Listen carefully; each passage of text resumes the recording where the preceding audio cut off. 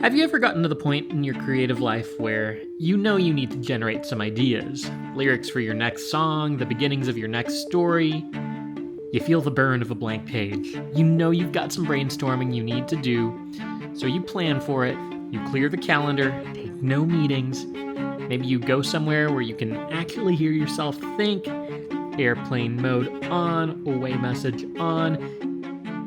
You've deleted all the apps. You know you need to work without distraction. All you gotta do is sit down, think, and let the ideas flow. And when you do, nothing happens. Despite all your planning and prep and making the space for brainstorming, you've got creative block. What happened to the inspiration?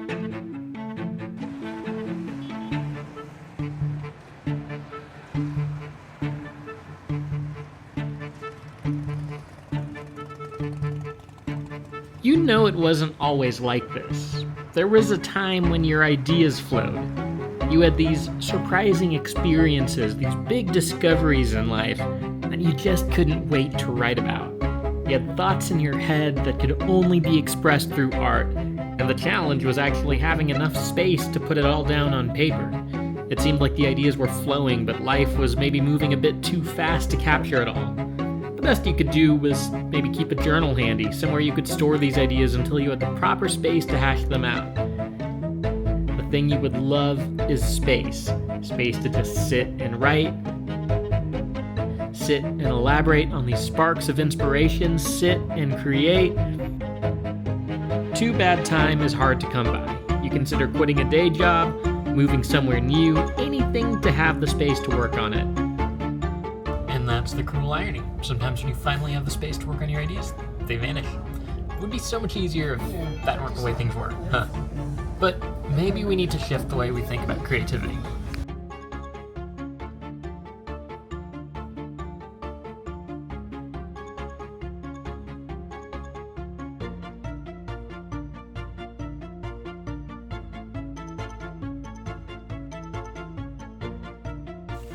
So I think it's easy to picture a musician in a studio, an artist in front of the canvas, a writer at the desk, or wherever people work, and think, this is creativity.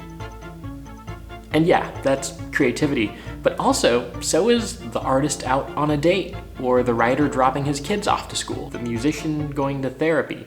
These things are also part of the creative process. I know that on the surface these look like everyday life kind of things, but they really are just as much a part of the creative process as sitting down to do the work. In fact, one of the best things you can do as a creative whenever you're feeling stuck or blocked is to just go out and engage life. Spend time outdoors, call up a friend to catch up, put your body to work. Personally, I like to go to a part of town I've never been to before and to just free explore, going about with no agenda. Then you come back to a problem that you put down and you find out it no longer looks the same, it no longer feels the same. What's up with that? It's because creating things is only a portion of creativity. The other portion of the creative process is that lived experience that informs the creator's perspective. I like to think of it as breathing. You inhale your experiences, your ideas, your emotions, and your relationships, and then whatever you do to put them out into the world, that's how you exhale.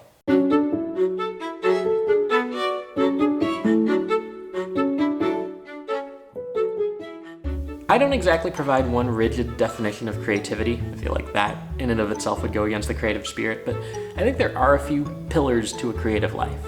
Relationships, for one. Our life-defining experiences, for another. Those color our beliefs, and those play themselves out in our everyday actions. All of these things are formed against the drama and minutiae of our everyday lives. As someone who has the privilege of traveling a lot, I often get to go to very fascinating places. And I'll say that the ordinary side of my life, playing with my kids, watching them grow up, that informs a much greater portion of my work. Whatever words or music or stories you put out into the world, that just reflects the way you see it. It's perspective. Creativity is a perspective. It'll outrage some people, it'll comfort others, it'll validate some people's experiences, and maybe challenge a few others in the way they think. But all this comes from the perspective shaped by your journey. So, expecting creative genius to come from some neutral position from a silent, sterilized environment, that pretty much clashes with the actual source of creativity. It's lived experience. Don't shelter yourself away from your own journey.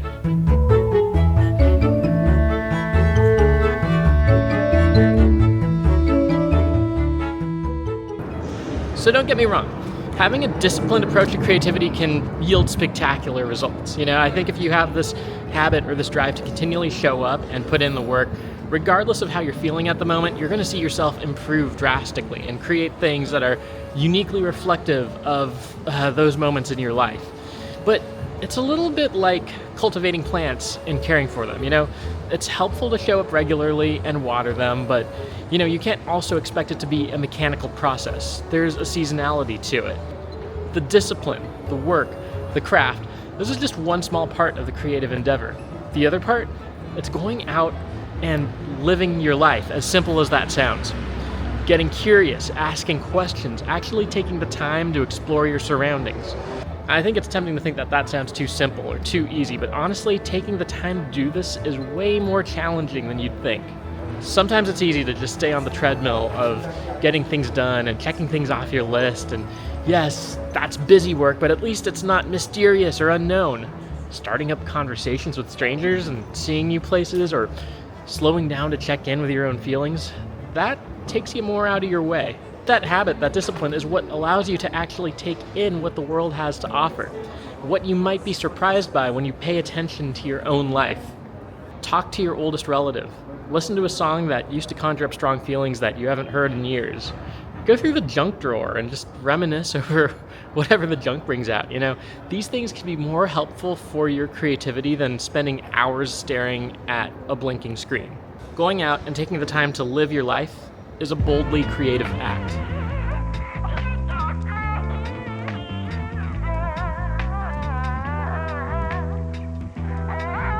All right, we are on our way to visit the world's most beautiful McDonald's, or so I've been told.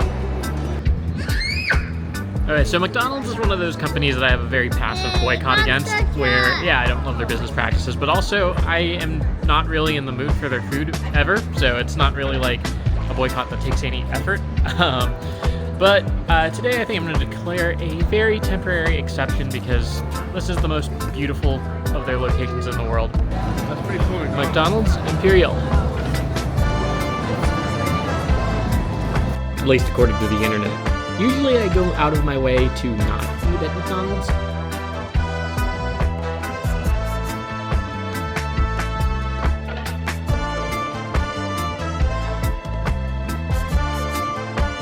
Right here in the middle of Porto.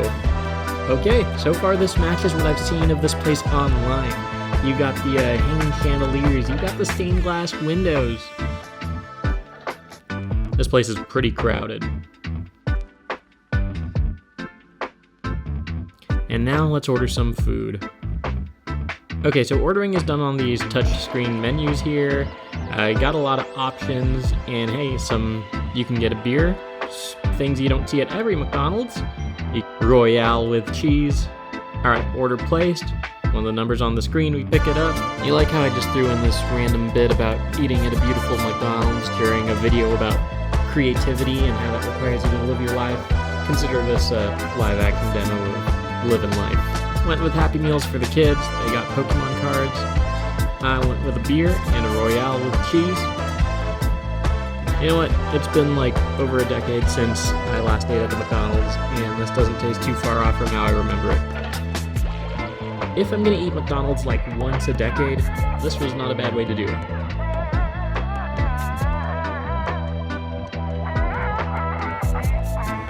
So I believe that the creative process is just as much about living your life as it is about the studio time. But here's why the studio time still has value. The real important thing is to minimize distraction. Now, when you're in the studio, in theory, you're creating an environment that is less likely to disrupt your work. Or to be more specific, your creative work, because the work is that which comes out of you. But I think it's just as important that you don't get distracted from creative inhalation, the process of being inspired by your own life. And so many of us are distracted from this all the time. We kind of go through the motions. We rush through our day to check things off the list of all that we need to accomplish, and we don't think critically about the world around us. We don't humor our curiosity. In a lot of ways, I think that's just as distracting as watching Netflix when we're supposed to be working. And it's very possible that the busy work we keep ourselves occupied with takes us away from the deeper work we're supposed to be doing. There's a pretty popular belief I see going around the internet and other places quite often. It's the idea that creatives need time to sit around doing nothing. I think the actual quote was originally popularized by Austin Kleon, but it's kind of a transcendent concept. This becomes especially true when you have creative work that's structured in this 9-to-5 corporate setting. You feel a sense of obligation with your time to make sure every minute is being used towards productivity and nothing goes to waste. It feels like the responsible thing to do because that's the type of work prized in this setting. But when you hear that creatives need time to sit around doing nothing, that doesn't mean that nothing is happening.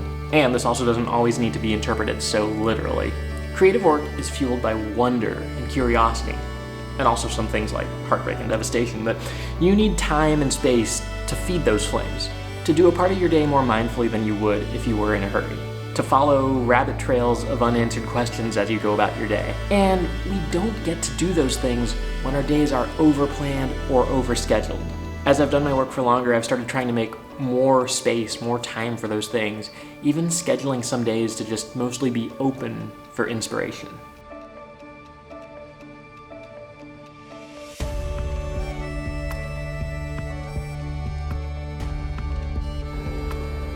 So I think a lot of this confusion around what creativity actually is, what creative work even entails, is behind the confusion of how to build a creative career.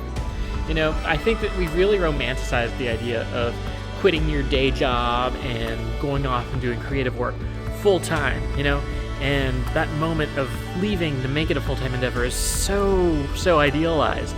And this is where so many people who, while they were on the job, couldn't stop sketching down their ideas in a notebook somewhere, find themselves caught off guard. They finally have time and space to bring those ideas to life, but then the ideas just aren't there anymore. It's like they've suddenly disappeared. And what makes it even worse is now there's more financial pressure on you to have those ideas because that's what you're going to live off of now.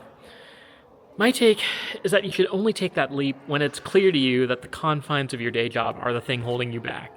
And if it's toxic for other reasons, you should probably leave. But don't underestimate the value that a day job might bring to your creative perspective, Being a part of that globally shared experience of just putting in a hard day's work, working alongside other people of all kinds of backgrounds and who have different experiences, those inform your perspective a great deal. And art made by somebody on their lunch break, on evenings and weekends, that can be just as artistic as somebody's stuff who does it full time. And this is actually kind of one of my theories behind why so many bands seem to peak on their first album or two.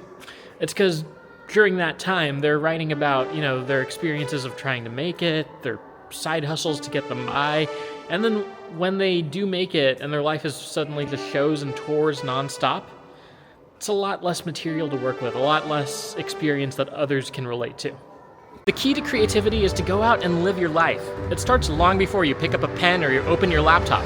Every word or image you produce is simply a response to all the experiences you've kept deep within your own soul. Sometimes when you're in the incubator of paying attention to life, creativity starts to capture these ideas, store them, curate them. That's why I'm a big fan of keeping a notebook or something handy to capture them when you're in that hurried wave of inspiration until you finally get a chance to sit down and work on it. But what if we reworked our perspective so that we didn't see those interruptions as distractions from creativity and more like gifts to the creative process? That's the source of all we're eventually going to reflect back at the world. So maybe watch a documentary with some friends or go out to dinner with them. These are things that probably look more like play than work, but when you're in the flow, these things lose their distinction. I find it relieving to know that there's more to creativity than just trying to put words on a page or scrapping a video together. It's about having expansive experiences, turning your attention both outward and inward. And when you do this, it just so happens that creativity is right there.